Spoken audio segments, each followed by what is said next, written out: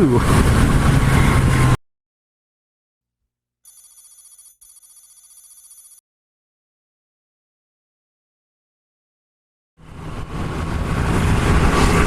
Hello, and welcome back to me, V4. I'm just out on another Sunday ride, riding deep into autumn, much later in the year than I ordinarily would do.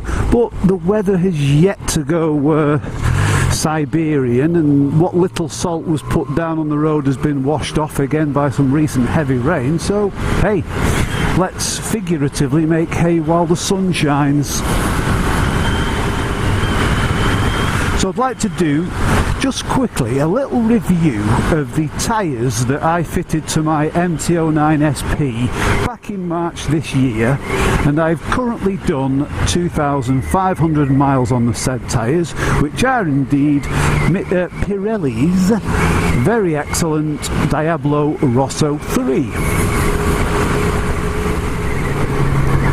Now, the reason why I fitted these tyres, the Rosso 3, to my MT-09 is in main because I wanted to upgrade from the OEM tyres, and I covered this in a blog a couple of weeks ago, and another riding vlog where I talked about how it seems to be the case that Japanese manufacturers on certain ranges of their catalogue will fit tyres to the bikes that, although they are badged up and displayed as being, say, in the case of this bike, the Bridgestone Battlax S20, which I know from experience, well, I know from the Battlax S30, that the Battlax range of tyres are damn fine tyres. But the set that was fitted to my MT-09 were not. They were bowling ball hard, and they just didn't feel good, especially in cold and marginal conditions. I'm sure that in warm, fully dry conditions they'd be okay, just okay, but in cold, marginal, damp conditions they were, quite frankly, not very good. So, just get past this slow-moving van. I am deeply of the opinion that one of the best early upgrades that you can do to any bike before you've started looking at a Kropovich exhaust and upgraded brakes, which is a good idea, don't get me wrong, and things of that nature, the first and best results-based package that you can do to your new motorbike, or any motorbike for that matter, is to put better tyres on it.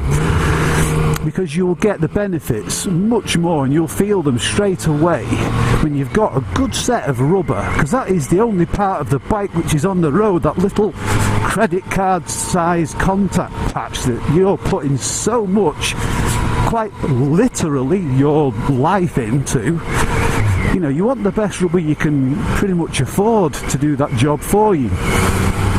So I'd only got less than 20 miles on this bike before I changed the tyres out, and I went for the Rosso 3s because I want a sporty feel to this bike, because it's got a lot of sporty pedigree in it, and it allows the riding that this bike does allow a certain high level of sporty riding. But I'm also mindful that the best of the sporty tyres you can get for the road, and I'm only talking about Pirelli here, is the Supercorsa SP, which I had on my Aprilia Tuono. Now, the Supercorsa SP is a supremely grippy tyre that you can ultimately put all of your faith in. And as good as those tyres are, they have the lifespan, you know, of a moth in a hurricane. You know, they are, as good as they are, they last fleeting. The sort of envelope of good use is fleeting. They square off quickly, and after that they just become a pain to ride. So I wanted something a little bit harder wearing, and I like Pirelli. I've got good experience with the Pirelli brand, both on track and on road. So I thought, you know, I'm going to stick to the Pirelli, and I'm going to try their next level down from the Supercorsa range, which is the Rosso 3. Now, these are geared more to the sportier riding, but more to the road side rather than the track.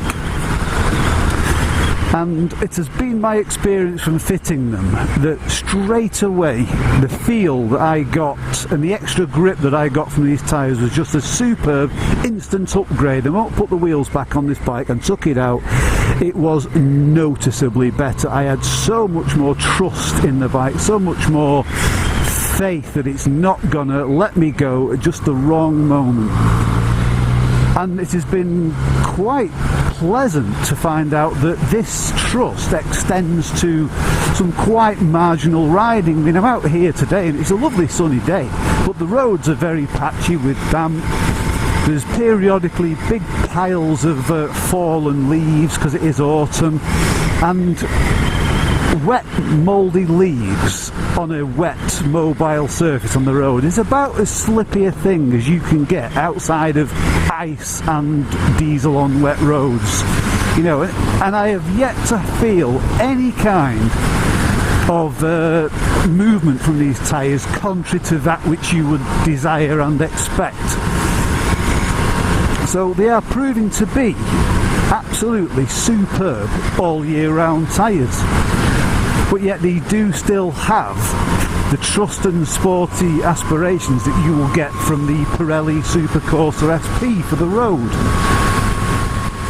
So I've just pulled up here now just to give you a little look at how these Diablo Rosso 3 tyres have been shaping up over the last 2,500 miles of use. Now, as you can see from the front here, the profile's still quite pretty much bang on round, not showing any excessive signs of wear,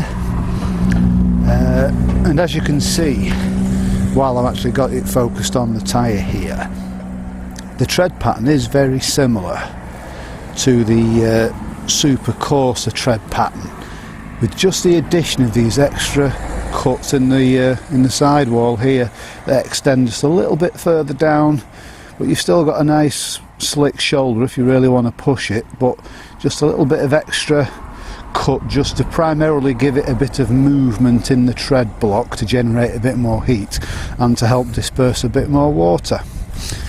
And at the rear, I'm sorry, he's looking very, very dirty at the minute, is my MT, but the rear you can also see is still looking, yeah, it's just about starting to flatten out a little bit, but not so much that I can actually discern it in the riding. So yeah, these tyres are looking pretty damn good for 2,500 miles, and I think I can get at least as far as that again on this rear, because it's absolutely nowhere near the wear marks. Yeah, so I think they are quite a long living tyre, much more long living than the Supercorsa that I'm used to on sports bikes. So yeah, so far the wear is absolutely tickety-boo, brilliant.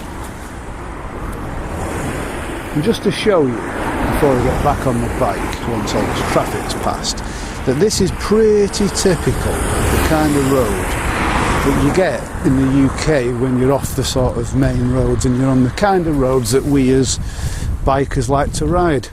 Very broken, patched, gapped, loose surface, semi-mobile surface with very loose grit and gravel at the side of the roads. And there's not so much here, but this time of year there's just mouldy, rotten leaves everywhere. And it just shows you what kind of surface that these tyres that we put on our motorbikes and the motorbikes themselves have to actually put up with.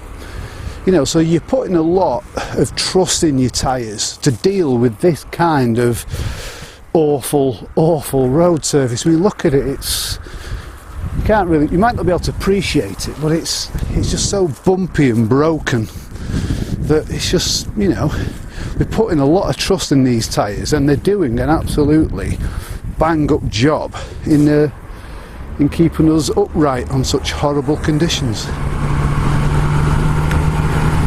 So as you've just seen there, they are, and indeed looks, very, very similar to the Supercourser SP, but with a massive difference is that I now have over 2,500 miles on those tyres, and they are still good.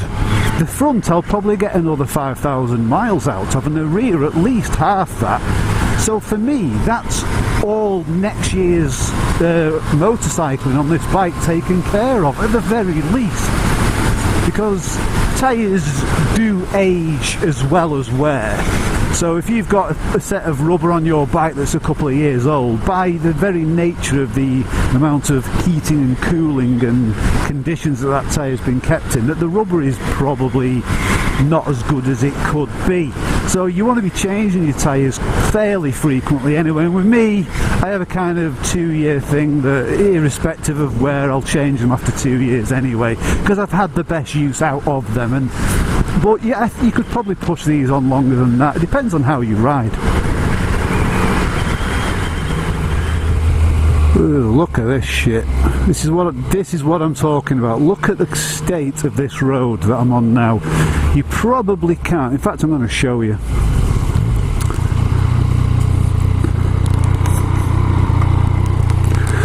So look at this. You know, right here we've got leaves. We've got a loose surface, and it is pretty damn sketchy riding. But the MT is coping admirably with these tyres on.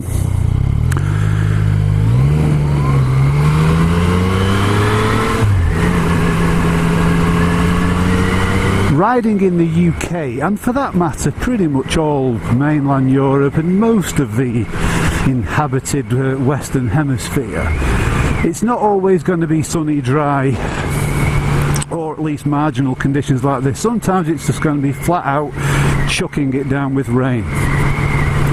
And I have had occasion to ride this in such conditions, only once, because I don't habitually ride in the rain.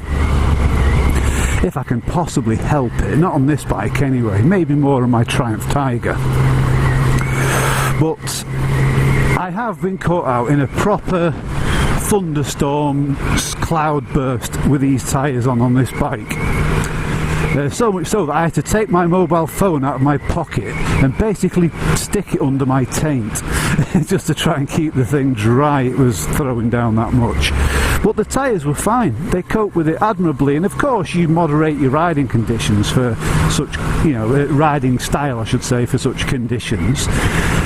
But the tyres didn't give me any cause for worry, which makes me think that these tyres would actually be a good fit for a sports bike, sports tourer bike. I would even put them on a 1000cc, you know, super bike. I really would, for the road, because you've almost got the grip of a Supercourser SP. Not quite, but certainly enough for the road.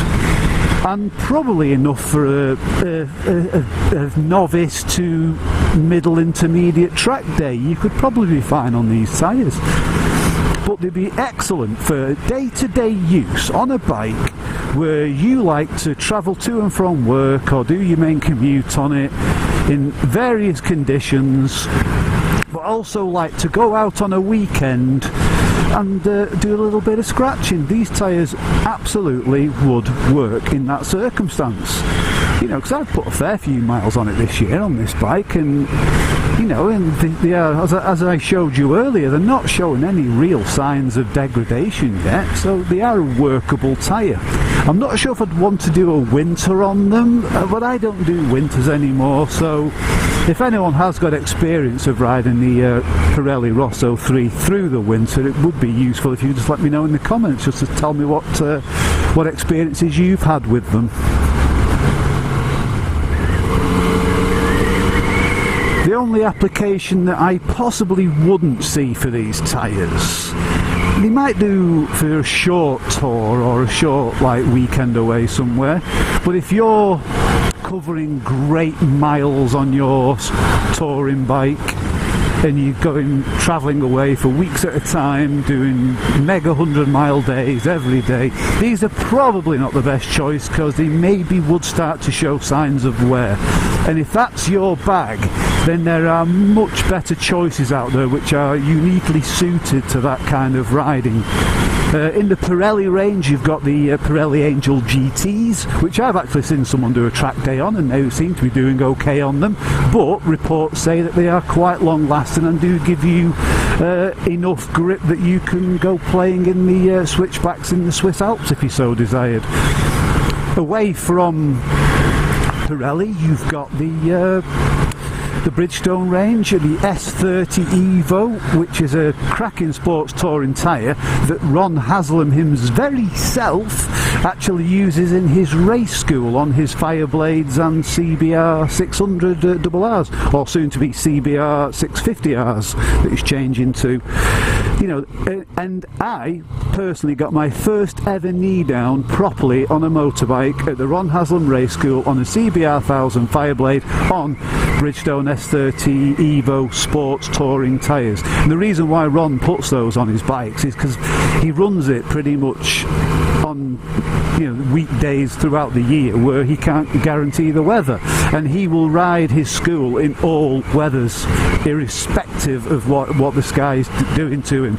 So he needs a tyre that he can run in all weathers, and if a sports touring tyre is good enough for that, it's certainly good enough for mega mileage and would absolutely be a better choice than these for said application. So yeah, so the envelope of use for these Rosso 3s, definite day-to-day riding and pleasant weekend scratching, and if you so desired, the occasional one-off track day. They are superb for all those applications. So, I hope you found that useful. If you're in the market for some decent sporty tyres for your road bike, you might be wanting to give the Rosso 3 a look at, because I'm not sponsored by Pirelli, I'm not sponsored by anyone, so I can give you an objective review on these tyres, and I can tell you that I think they are a winner and they work pretty much for any road going application you can think of. So yeah, give them a try. I love them, and I think you might do too. So anyway, I'm still pushing my luck deep into the autumn of 2018, and I might hopefully get some more ride days. So please, everyone, ride safe, keep your bikes shiny side up, and I hope to see you soon. Catch you later. Bye bye.